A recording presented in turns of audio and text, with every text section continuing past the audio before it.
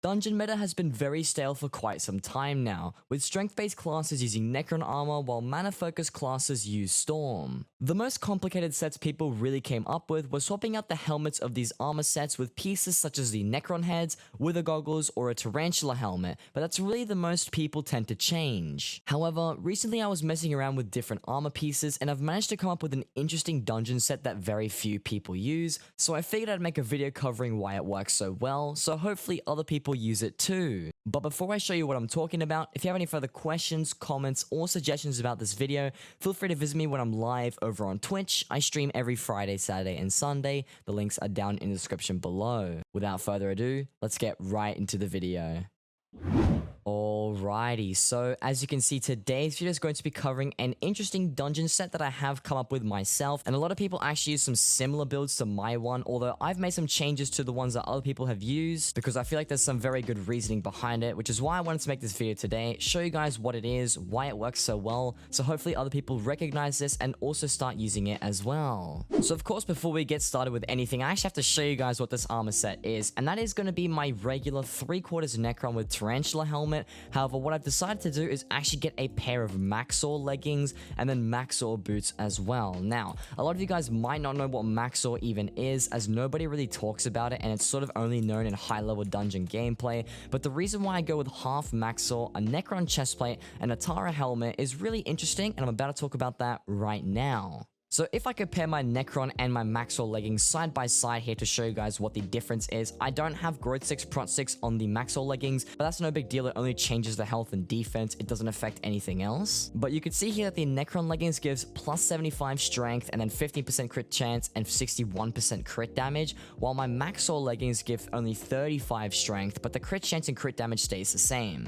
So you might be thinking, well, that's just a downgrade, isn't it? You lose damage and that's not going to benefit you in any way at all. Well, what you didn't notice about the stats here is if I show you guys once again what the pants look like side by side, these pants only grant health, defense, and intelligence for the perks that aren't damage, while the Maxor leggings actually give plus 30 speed, and the same thing goes with the boots here. The boots give plus 36 speed, which is even more than the leggings, while the boots here only give plus 6 because I have Sugar Rush on these ones here. And if you look at the amount that we get inside of dungeons, we get almost 128 speed on the boots, and then we get about 106 on the leggings. So that already brings your base speed to around 320, as you do get about 100 base speed inside of dungeons, and is really, really good for clearing. Now, I also want to talk about the rest of my armor here, being the Necron chestplate and the Tarantula helmet. So the reason why I've decided to go for Maxor and sacrifice some of my damage in return for speed is because when you're clearing through rooms, it's a lot easier to run around with really quick speed and get through everything a lot quicker, especially as an archer without a Hyperion or any Necron blade.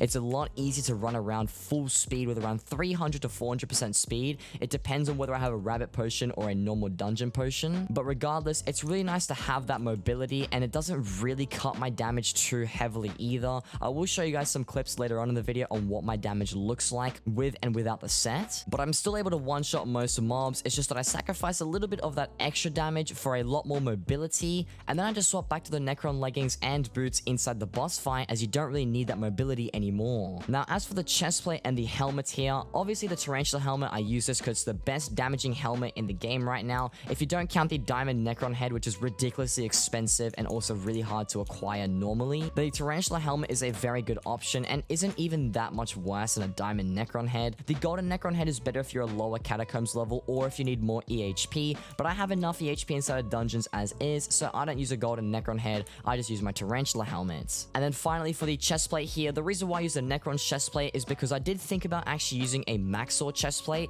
and just going 3/4 Maxor with a Tarantula helmet, but when you do have 3/4 pieces, not only is it a lot more expensive, as you have to afford another 50 something million for the chestplate, but you also get a ridiculous amount of speed. It will always bring you to about 400%, and if you don't reach 400, it gets you very, very close, and realistically, you don't need that inside of dungeons. I find it a lot harder to control 400% and above speed when running around clearing, and I've found that using only half Maxor is a lot more efficient and also way easier to control, but still provides huge benefits. Most high-level dungeon players already have their hands on Necron chestplate either way, so there's no real extra expenses with this piece regardless. It's really only the leggings and the boots that you have to purchase, and these aren't really that expensive either. Current prices of these Maxor boots here, they are the lowest bin, and they've already got some enchants on them, is only about 2.2 million coins. As for the leggings here, the cheapest one is about 5.4 million, so you can already see that getting these pieces is not that expensive at all. You really only have to star them with essence, which is where the main expenses come in. But aside from the essence cost, which you would need on Necron leggings and boots either way, they're still really good. The damage is still great, which I will cover in a little bit, but the speed is what makes this set everything, and I want to talk about it a little bit more.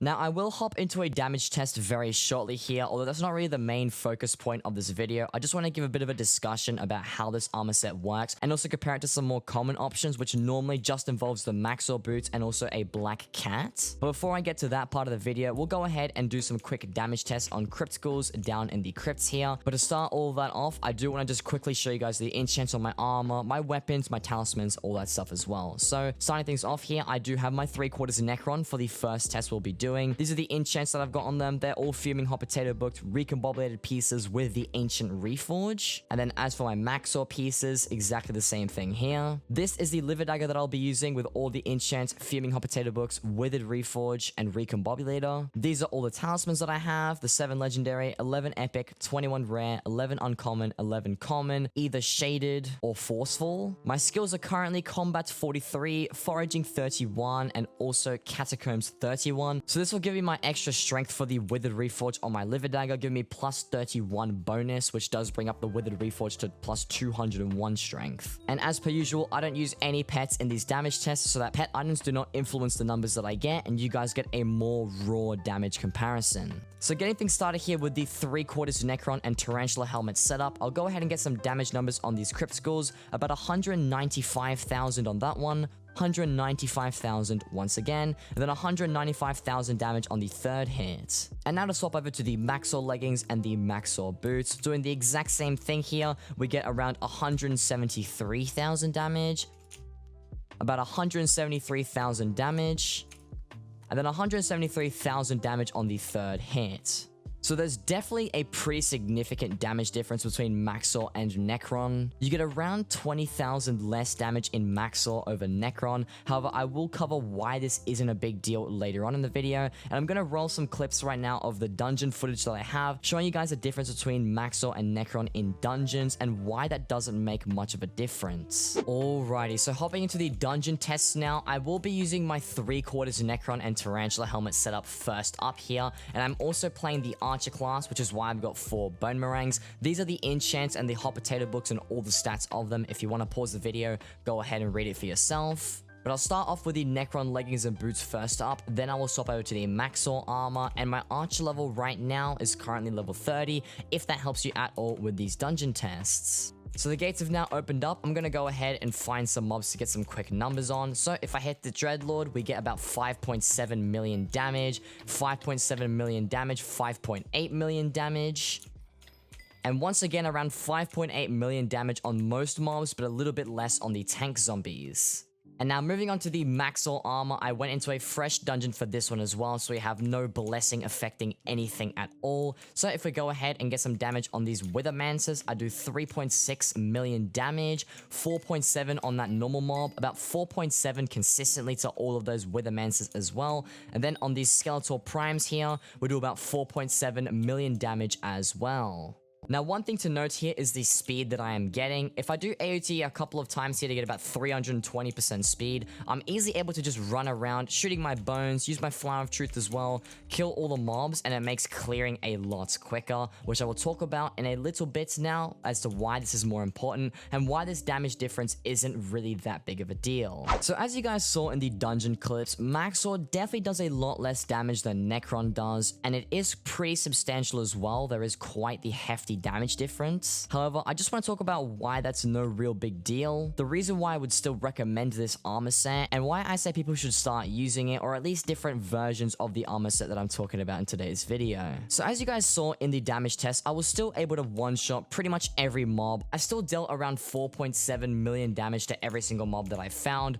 while in Necron I was doing only about 5.8 million, so there was about a 1 million damage difference with no blessings, but I still had the one-shot capability on all the the mobs in that room, and I had no troubles clearing at all. So sacrificing some of the damage from Necron is a lot more valuable to put into speed, as speed is going to make clearing a lot quicker. You're going to get faster runs, and if you just swap out the Maxor armor for the Necron armor when you get into the boss fight, you're just going to be better off overall. You still get the damage you need for Necron, but you get the clearing capabilities with Maxor. Now, I've talked about why the set is so good, but I want to talk about why other people's combinations of using just the boots here and then something like the Black Cat isn't as great of an option, or at least in my opinion, why I think you shouldn't use this. Now, by no means am I saying that you shouldn't be using a Black Cat. I'm just saying that in my opinion, having over 400% speed is just overkill. There's no real need to be that quick. And like I've said before, I do find myself having a lot more trouble trying to control it. You can see right now that out of dungeons, I'm getting 463% speed with the Black Cat and the boots, and it is pretty quick, I will say, and it's quite easy to run around the wilderness like I am right now. But when you're inside of a dungeon run and the spaces are very confined, there's walls everywhere, there's mobs everywhere, and it's not as open space like this wilderness here, it's a lot harder to manage that, and I feel like using just the leggings and the boots with either a Yeti pet if you need the extra HP, or a skeleton pet for higher archer damage, or even a wither skeleton pet, whatever pet you decide to use, as long as it's not a speed-based pet, you still get enough speed, and it's still going to be great inside of dungeons, but it's just not going to be overkill. Another thing that I want to mention about using half Maxor over just the boots and a Black Cat is that this set is really cheap. You guys saw the price of the boots and the leggings there, totaling to around 7.5 million coins if you pay for enchants as well. This is a very cheap addition to your main set to just be able to pick up off the auction house. I've recombobulated my pieces, but that is completely unnecessary. You don't need to recombobulate them. I only did that for the damage tests to make it fair against my Necron leggings. But realistically, all you need is to 5-star them, maybe get some enchants if you really want to. You can see that I only put growth 5, prot 5, as I'm not going to need the extra health when clearing out dungeons. While I went all out on my Necron pieces going growth 6, prot 6, fumings, all that stuff, because this is the set that I'll use in the boss fight. This is the part of the set that I'll use when clearing. I feel like this half Maxor combo can actually become quite meta in high level dungeon parties, because like I've said before, if you're not a fan of having really high speed with a Black Cat, or you'd prefer to have a damage pet over a speed pet, or even an EHP pet if you aren't strong enough to withstand skeleton masters and other mobs, then half Maxor is a very good option, a very cheap option, and just a very good option in general. However, the last thing that you need to note about this armor set, which is also a very important one, is that this doesn't really apply to lower Catacombs level players. I, for one, like I said when I was covering my gear, am Catacombs 31, and when your Catacombs skill is around 26, maybe 27, you can see that you do have some pretty good base stats. The base stats is increased by 9% in the Catacombs from all the previous tiers as well, but when you are around Catacombs 30, 31, you do get a significantly higher boost. As you can see, it goes from 9% to 10%, so you do get even more from all the further tiers. So what I'm trying to say here is that while using it at around Catacombs 26 and 27 is definitely doable, you might not be strong enough to withstand a lot of mobs, and your gear might not actually be quick enough either, which means that these stars that you do put on your gear might not even be that worth it for Maxor, and the difference in speed isn't drastic enough to even consider. So as a general rule of thumb, I would say if you're around Catacombs 27 plus, it can be usable, but not as viable. If you're above Catacombs 30, then it's a lot more viable and can be a great option. But if you find yourself struggling with health or damage, then don't use it. And then if you're above Catacombs 33, then it's highly recommended. You should have enough of a damage boost and enough HP to get yourself through the clearing stages of the dungeon run, and I would highly suggest you get a speed set to be able to help out your team even better.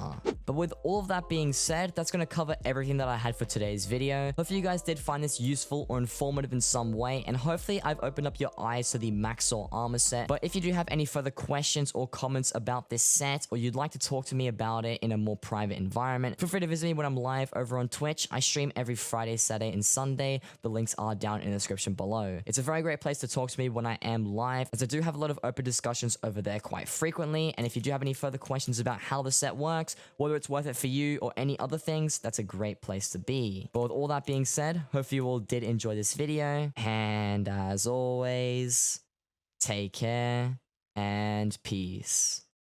You snore aggressively? No, I don't snore at all. I'm a quiet sleeper. You should sleep with me to figure that one out. In a non-sexual way.